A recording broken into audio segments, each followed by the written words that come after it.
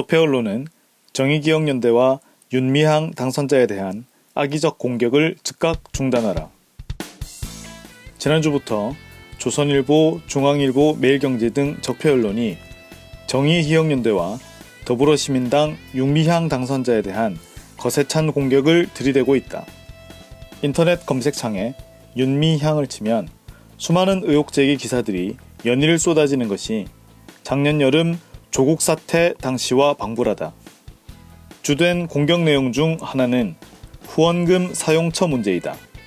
피해자 지원 사업비 명목으로 쓰인 금액이 모금액의 20% 정도인 사실을 교묘하게 이용해 마치도 정의기억연대와 윤미향 전 대표가 자금을 유용한 것처럼 의혹 제기를 하고 있다.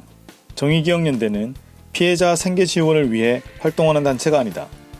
이는 4.16연대가 세월호 유가족 생계 지원을 위한 단체가 아닌 것과 비슷한 맥락이라고 할 수 있다. 물론 피해자를 지원하는 것은 좋은 일이고 정의기억연대가 실제 피해자 지원 활동도 한다. 하지만 그것이 중심 활동은 아니다.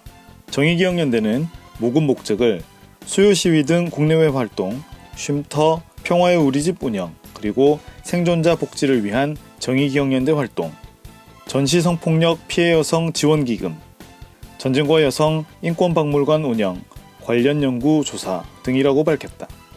정의기억연대가 이번에 내놓은 입장문에는 수요시위, 국제연대, 피해자 소송 지원, 대국민 홍보 및 인식 제고 활동, 전쟁과 여성 인권박물관 건립 운영 포함 등으로 후원금 사용처가 밝혀져 있는데 이는 모금 목적과 맞아떨어진다.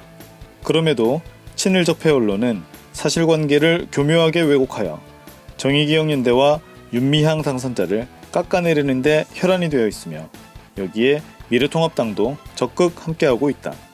적폐 세력이 모두 나서서 총선 참패를 만회하기 위해 반격하는 모양새다. 이는 정의기억연대와 윤미향 당선자가 위안부 문제 해결과 보편적 인권 신장을 위해 힘써온 지난 활동 전체에 대한 공격으로 봐야 할 것이다. 돈 문제에 대한 거짓 소문을 내돌려 반대 세력을 공격하는 것은 친일 적폐 세력이 전통적으로 써온 수법이다. 더욱 심각한 것은 이것이 바로 일본이 원하는 사태라는 것이다.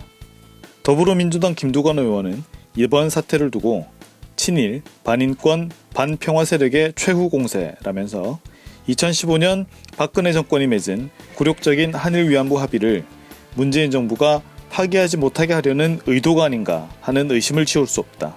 기부금의 진실이 아니라 위안부의 소멸을 노리고 있는 것이다. 굴욕적인 한일 위안부 합의를 했던 미래통합당, 일제와 군국주의에 빌붙었던 친일 언론, 위안부는 매춘이라는 친일 학자들이 총동원된 것 같다고 했는데 무척 공감이 가는 이야기다. 사태의 중간에 가자평화인권당 대표 최용상이라는 인물이 끼어있는데 더불어시민당 공천에서 배제된 이후 이 사람의 언행을 보면 대단히 질이 좋지 않은 사람이라는 것을 알 수 있다.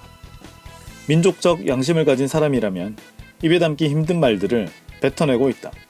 이런 인물이 중간에 끼어있다는 것도 석연치 않은 대목이며 이는 이번 사태가 적폐 세력의 반격이라는 분석에 힘을 실어주고 있다.